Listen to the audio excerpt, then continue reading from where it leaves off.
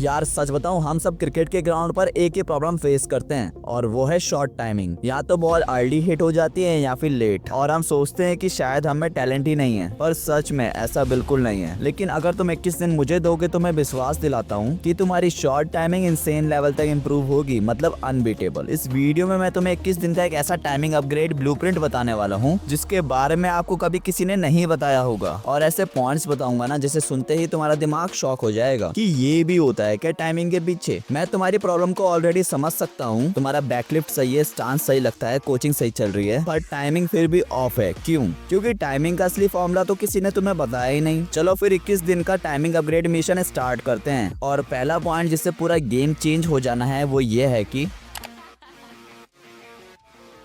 आपको बॉल को कांटेक्ट करने के लिए सिर्फ 0.25 सेकंड्स मिलते हैं, और अगर आपका ब्रेन इस 0.25 सेकंड्स में बॉल की speed, pitch height, line, bounce को रीड नहीं कर पाता तो टाइमिंग कभी नहीं आ सकती। क्रिकेट में टाइमिंग बैट से नहीं ब्रेन से होती है, लेकिन 90% प्लेयर्स इस बात को इग्नोर करते हैं। सो गाइस, इस प्रॉब्लम को सॉल्व करने के लिए आपको 21 दिन तक एक ड्रिल करनी है जिसका नाम है आइस स्पीड स्विच ड्रिल। तो इसे करने के लिए मैं आपको डिस्क्रिप्शन में एक वीडियो का लिंक दे रहा हूँ, आपको उस वीडियो को गौर से देखना है हर दिन। ओके, इसे करने से आपका आइस का मोमेंटम फास्ट हो जाएगा।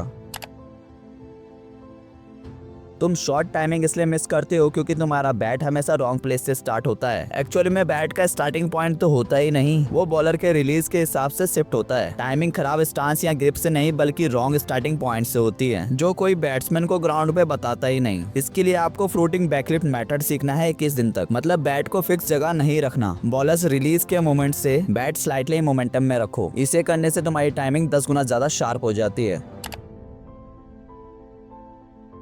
बॉल जब 22 यार्ड ट्रैवल करके लास्ट 2 से 3 फीट में आती है तब उसकी रियल स्पीड पता चलती है, लेकिन प्लेयर्स अपना फोकस या तो क्रीज पे रखते हैं या फिर बॉलर के ऊपर। जो बैट्समैन बॉल को लास्ट 2 फीट में ट्रैक करता है उसकी टाइमिंग ऑटोमेटिकली वर्ल्ड क्लास बन जाती है। तो इस चीज को इम्प्रूव करने के लिए आपको 21 दिन तक पर डे 10 बॉल खेलनी है, लेकिन सिर्फ बॉल को खेलते वक्त लास्ट फेस पर फोकस करना है। टाइमिंग बैट से नहीं होती बल्कि टाइमिंग फीट से होती है। अगर तुम्हारा फर्स्ट स्टेप लेट है तो तुम्हारा शॉट कभी अर्ली या फिर लेट लगेगा। तो इसको इम्प्रूव करने के लिए आपको 21 दिन तक फर्स्ट स्टेप रिएक्शन ड्रिल करनी है, मतलब बॉल बाउंस के साथ साथ फुट का मोमेंटम भी होना चाहिए। लोग सोचते हैं कि टाइमिंग का मतलब है फास्ट बैट स्विंग। गलत। अगर आपका बैट स्विंग फास्ट होगा तो टाइमिंग और ज्यादा खराब होगी। इसीलिए timing come from smooth bat swing, not fast bat swing. तो आपको इसीलिए 21 दिन तक शैडो बैटिंग करनी है, वो भी स्लो मोशन में, जिससे रियल मैच में आपकी टाइमिंग एक्सप्लोसिव हो जाती है। इससे आपका brain perfect contact point learn करता है।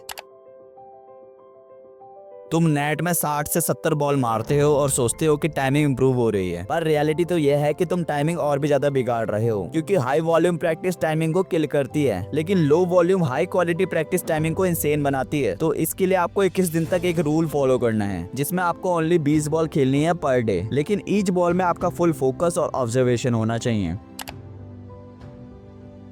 शॉर्ट टाइमिंग तभी ऑफ हो जाती है जब आपका शोल्डर स्टिफ हो जाता है, और अगर आपका शोल्डर टाइट है तो बैट डिले होता है। तो इसको फिक्स करने के लिए 21 दिन तक बिफोर बैटिंग अपने शोल्डर का वार्म अप करो।